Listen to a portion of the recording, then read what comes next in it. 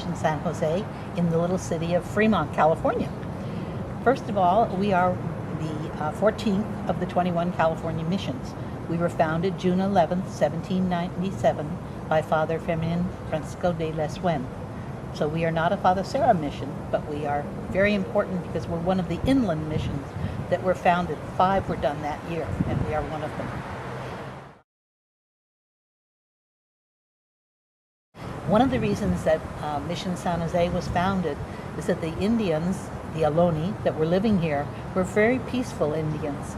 We had good water supply, we had very fertile land, and so it was all the things that the Padre was looking for to establish a mission. We were one of the most successful financially because the ground was so fertile, the cattle did very well here, and so by the 1830s when we were secularized, this was one of the most prosperous missions in the chain. Indians that were here at the time, the Native Americans, left here and went out and worked on these Mexican ranchos for the people who were lucky enough to get a land grant. Fortunately for the Indians, the land grants didn't survive, and many of them were annulled by the federal courts. They never got the land, but some of it came back to the church. Out of the thousands of acres that we had, which stretched to the boundary of the southern part of Oakland today, out into the Livermore Valley, and down to the city of Milpitas in Santa Clara County, we got back only 28 acres out of those thousands and thousands of acres the mission had. So it was not a happy time. It was not what the Padres had thought of when they came here. Spain was getting very nervous because the Russians had made an establishment at Fort Ross up on the Mendocino coast, and they were very nervous that they were going to come in and take over this land. And since they had only visited here, but they had never established communities here, they worked together with the Padres to start a trek to what is now California. They called it the Journey of the Sword and the Cross. The sword, of course, being the military, and the cross being for the church. Together, they were to found these buildings. The Padres were to teach the Native Americans that were living here agriculture, because they lived off of the land as they needed it. They would eat berries, and they would eat the nuts and things, and they ate the animals that they could kill. But they were to teach them how to farm and how to maintain cattle and sheep and all of the things that the Padres thought they needed in their diet. The diet, of course, changed when the Padres came here, and it was more as the Spanish diet rather than what the Native Americans were eating. So from all that, this was to be a trial where for about 10 years they were going to try and teach the Native Americans all of these things, and once they felt sufficiently trained, they were going to turn over plots of land to the Native Americans.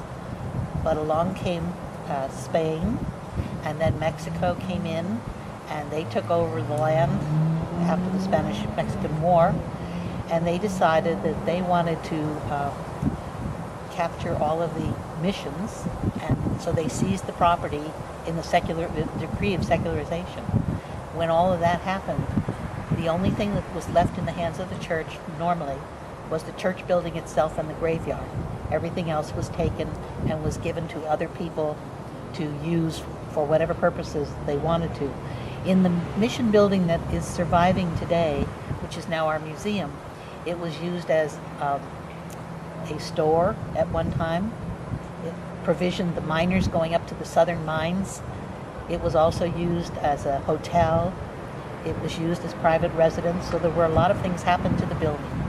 When we became the United States, in the courts, they gave back the 28 acres to the church, and that's when then this mission started to flourish again as a real church. Mission San Jose was a little sleepy town that started to develop because of the miners who came back here and settled here, and then the Portuguese community came in and the Irish came in around the early 1900s and built up the community. And as it was doing so, they decided that they would have a town of Mission San Jose around this mission. Well, in about 35 years ago, all of these little towns, there were 5 of them here, decided to become the city of Fremont. And so that's how we ended up in Fremont. Our name is Mission San Jose. It's very simple, named for our patron, St. Joseph. Many times people confuse us with the Pueblo San Jose, which is the big city to our south, and it's on the Guadalupe River. So some well-meaning person in the early 1900s put a huge sign on our roof that said Mission San Jose de Guadalupe. And many books have been written about us since then using that name. And we've been trying for years to bring the name back to its original thing so people will know that we really had no connection with the Pueblo at all. And we just happened to have the coincidence of both being named after St. Joseph. This mission was destroyed in an earthquake in 1868, the Mission Church. The Mission Museum building was the Padres' living quarters and is the only remaining original building of over 100 adobes that were part of this mission. The Mission Church was rebuilt in 1985 at a cost of $5 million, and it is now hopefully as earthquake-proof as missions can be. The mission is still used on a daily basis for 8 a.m. Mass Monday through Friday. We have baptisms on the Sundays. We have funerals during the week and weddings on Saturday and concerts in between all of that. So it's a well-used mission. And we're open from 10 a.m. to 5 p.m. to the public as part of an educational program for those studying California missions and the Franciscan pilgrimage that took them to California.